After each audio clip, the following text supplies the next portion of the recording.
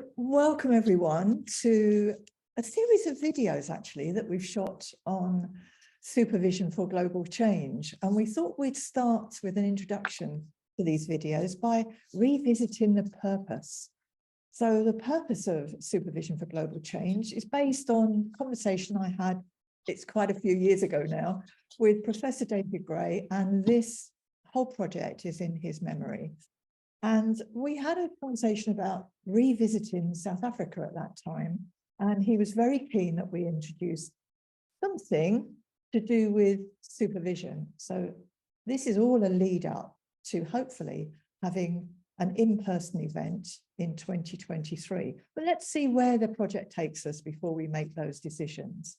In the meantime, I'd like to say that we want to introduce supervision in terms of what it can do in, as it says, global change. What changes do we want to make locally? What changes do we want to make globally? How can we go about it? How can we support each other? And where might this journey take us? We can take it wherever we want it to take it.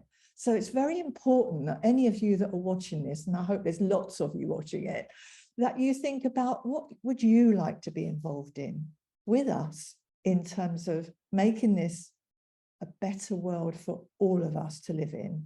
So although the project was focused on South Africa, we want it to expand more widely and encourage all of you to come onto this website and put your ideas into what you would like to see that change to be. And ask as many questions as you want to about how we think supervision is going to help this. And just to start off that, I'd like to hand over to my colleague, Joe, who will introduce you to the concept of supervision from where we're coming from. Thank you, Joe. Thanks, Lise. Yeah, I'm Joe Searle, and I'm a coach and coach supervisor. And following on from Lisa's introduction about supervision for global change, we realized when we had a couple of sessions earlier this year that there might be some misunderstanding about what supervision actually is. So we have created a series of videos to describe a model we use for supervision about the functions and the benefits of supervision, what you can expect from supervision. We use an equilateral triangle because the idea is that you would get an equal balance of support, developmental and accounting functions and benefits from supervision. Lisa and I had a conversation about the supportive element of supervision, and the reason that's important because it focuses on the coach as person and what support is needed for the coach in supervision. And so we really hope you enjoy the videos and get a sense of what supervision is and how it applies more broadly than simply just to coaching for the purposes of our venture. And I'm going to hand over to Mongezi because Mongezi and David had a conversation about the accounting element of supervision. Thank you, Joe. Hi everyone. Very exciting this project, and it's been very exciting watching how it evolves. David and I handled, and you'll check it out in detail in one of the clips. Just check somewhere on the media here.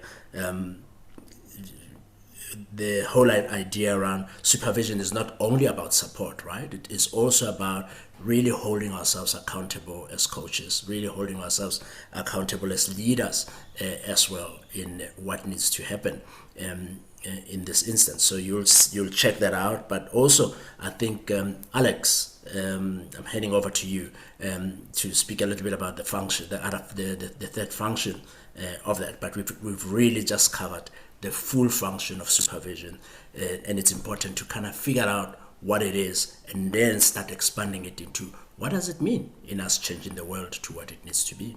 Over to you, Alex. Thanks, Mongezi. Hi everyone, I'm Alex van Oostrian. I'm a coach and supervisor based in South Africa. And in the video series, Andrew and I had a closer look at the developmental aspect of supervision. It's about thinking about issues that come up in practice, making sense of that, and finding solutions to some of these challenges, whether they're with a client or a sponsor or something ethical in nature. And this, like I think, has already been mentioned as part of a holistic process that brings supervision's true value, visiting each of these aspects of the supervision triangle. I look forward to seeing you in that video. Andrew, can I hand over to you? Thanks, Alex. So you got a sense of what the three videos are going to be about, and I'm going to invite David to come in here and give us a sense of what was our approach in the events that we've run and what we hope to continue in the events for 2023. So David, could you talk us through that? Thank you. So I'm David Lanes. I'm also a coach and supervisor. One of the things we've thought was really important, if we're really going to look at supervision for global change, is to move beyond kind of current ways of thinking. So very often when you think about conversations that happen, particularly in supervision, a discussion happens, ideas get shared, but the level of thinking stays pretty much within the way people currently view things. And people come to an agreed decision. At worst, supervision becomes a debate between supervisor and coach about what is the right thing to do. So we're saying really we need to go beyond that. We need to look at dialogic processes. And in dialogic processes, what you're thinking about is first fully understanding the perspective of other. And this is really important in global change situations because people will be coming with very different perspectives based on very different cultural backgrounds and understandings. So the first prior point of a dialogic process is I seek to fully understand other. And that process of discussion, dialogue happens until full understanding of other. And then so you're then able to reflect upon each other's perspective. And what you're seeking to do is not challenge it, debate it, or discuss it, but reflect upon it. And then what you move to is a stage of trying to reach a new generative understanding, one that moves to a bigger perspective than you're currently holding. Because if we try to solve problems of global change with our current level of thinking, we're going nowhere. We need to search for bigger perspectives. And dialogue enables that, because having reached the place where you fully understand each other, you're prepared then to maybe move beyond. You're not having the debate about, okay, no, I think this, I think that. You're actually moving beyond to seek that bigger perspective that a generative dialogic process enables. And that's what we're encouraging. So in looking at the videos, it'd be really helpful if you have a generative dialogue with another about the videos. Don't just watch them, engage in a process whereby you're having that generative dialogue and say, well, okay, how can we go beyond? How can we search for that bigger perspective on the way supervision may be of value? So that's our aim. So I'll ask Andrew to kind of round up this conversation. Thanks, David. Yeah, so going forwards, you'll see that we will release the videos over time, and they'll always be available for you to dip in and out of as a resource. And like David invited, it really is for something to hopefully trigger your thinking and your desire to have a conversation and open up your own experience around your practices that you engage with the world.